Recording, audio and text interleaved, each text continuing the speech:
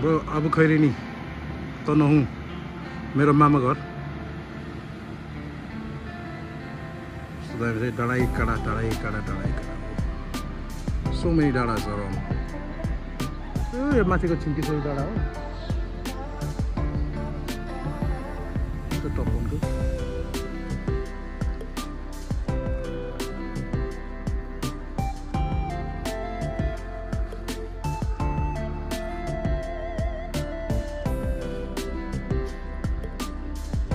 यो त पारि गोर्खाको गेट हो त्यो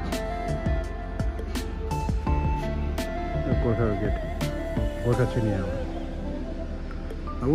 यो टावर रहेछ नि यो टावर चाहिँ मेरो हाम्रो रबर फ्याक्ट्री गोर्खाली टायरको फ्याक्ट्री हो खास अनि यही बाटो गोर्खा जाने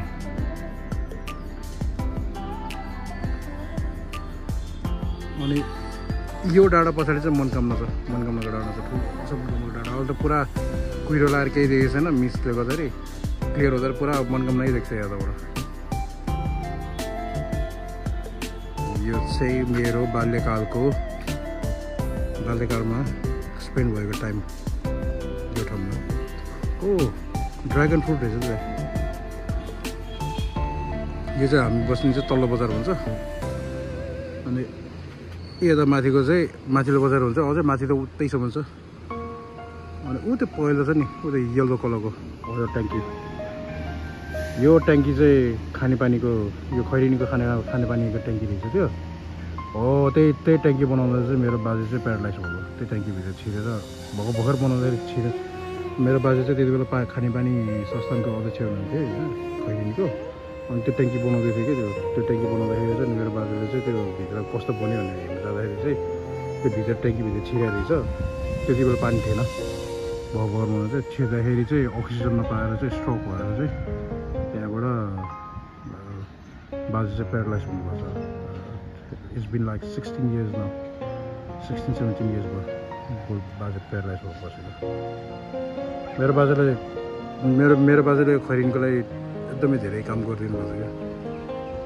ही almost lost his life for this town यो खैरेनी बजारलाई ठिकै छ समाजसेवी हो मेरो बाजे अब के भन्ने अहिले टोटली बेड रेस्ट हो प्यारालाइज भएको छ एउटा पार्टी चल्दैन प्यारालाइज फर 16 years के भने यस्तै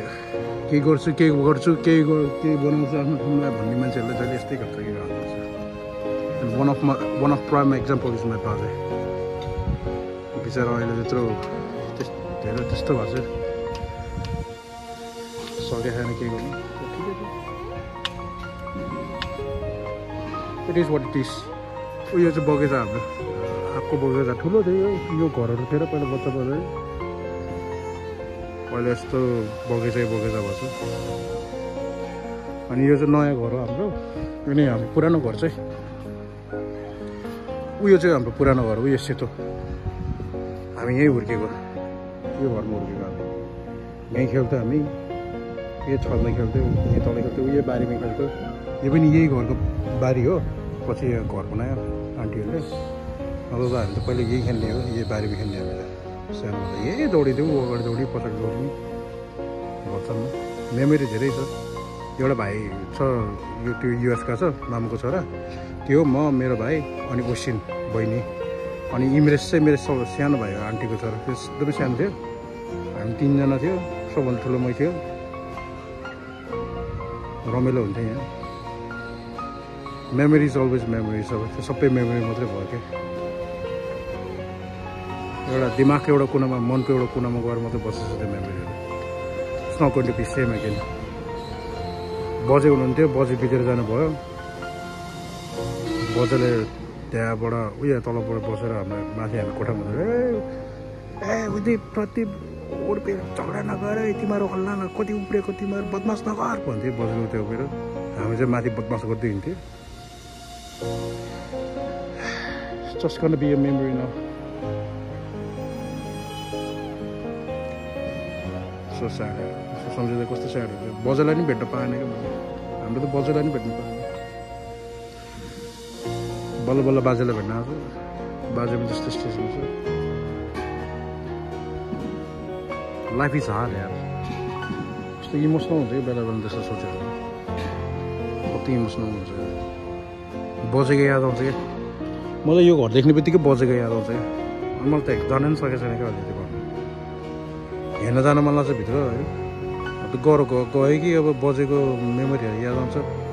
बजे हिँडेको माथि तल गरेको कराएको हामीलाई बजेले भात बनाएर खुवाएको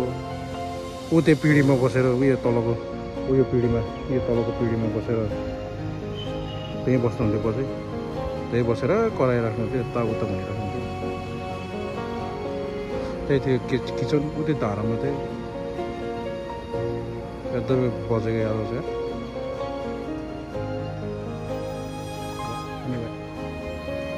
सम्झिनु जति सम्झ्यो त्यति मन लाग्छ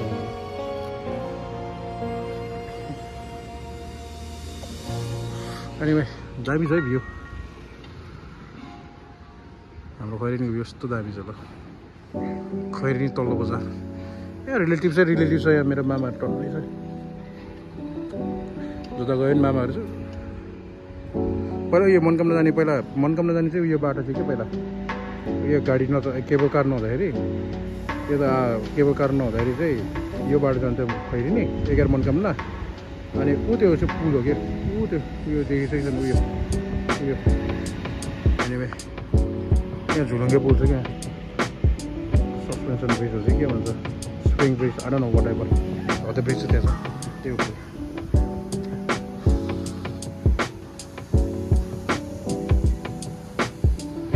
यहाँबाट जान्छ पहिला मनकामनाको जाने गाडी खनेर यो बाटो हो अझ यो बाटो पनि ब्लक भएर यो पहिरो गएर उयो पछाडि बढ्दै जान्छ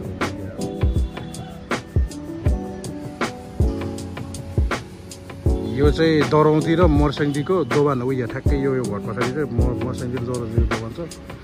अनि त्यो दोभान भएर चाहिँ यो दरौँदी हुँदै यता जान्छ यो हुँदै गएर मुङलिङको पुलमा गएर मिसिन्छ क्या यो खोला मुङलिङको खोला गएर अनि त्यहाँबाट त्रिशुली बनेर नारायणी बनेर जान्छ त्यहाँबाट चितौन नारायणघाट थियो कस्तो दामी छ यार आफ्नै area lots of memories here lots of memories and that will never come in our life it will never come back it will stay as a memories those days यहाँ पछाडि पिच थिएन यो बाटो यहाँ यो घरको छेउमा यहाँ उ थियो के अरे धारा सरकारी धारा थियो यहाँ पिच थिएन हामी यहीँ उफ्रिँदै हिँड्थ्यौँ यो बगैँचामा आँप खान जान्थ्यो आँपको बगैँचा यो बनाएको थियो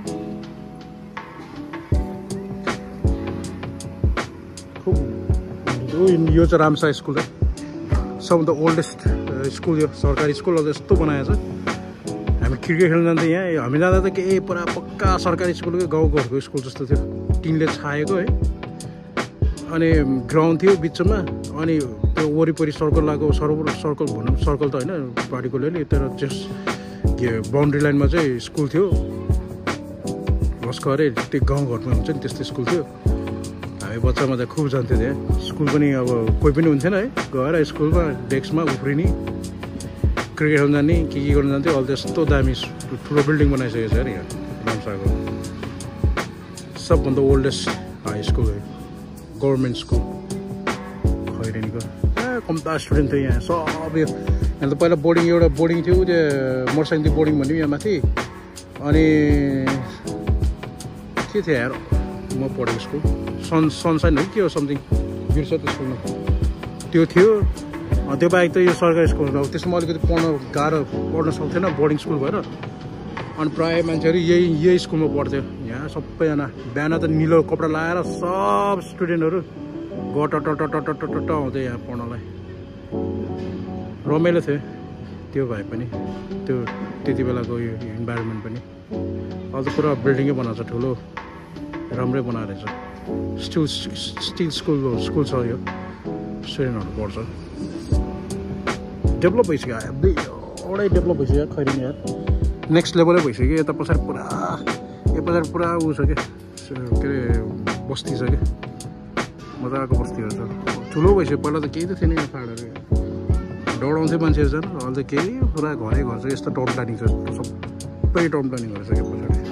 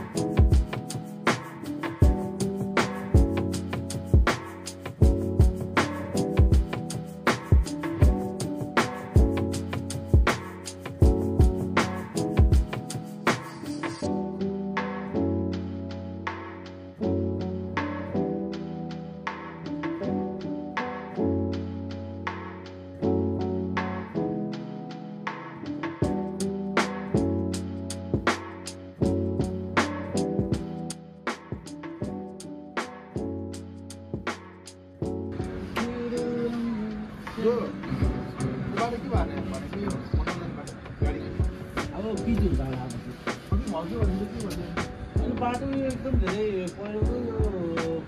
भयो यहाँ चाहिँ उताबाट गर्ने के भन्ने कुरो भएको